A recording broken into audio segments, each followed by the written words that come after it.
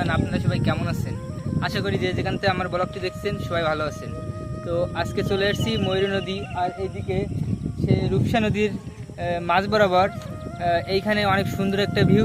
বিকালে আসলে আপনাদের অবশ্যই মনোমুগ্ধকর হয়ে যাবেন। তো ভিউটা একটু দেখুন, পছন্দ করুন। বিকাল হলেই মনে হয় একটু রেল লাইন থেকে ঘুরে আসি।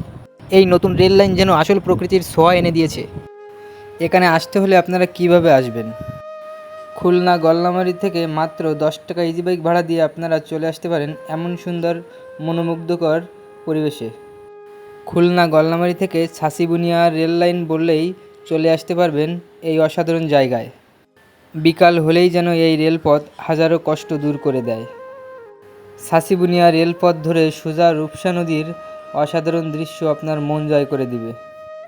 বিকাল হলেই এই রেলপথে হাজারো লোকের ভিড় জমে।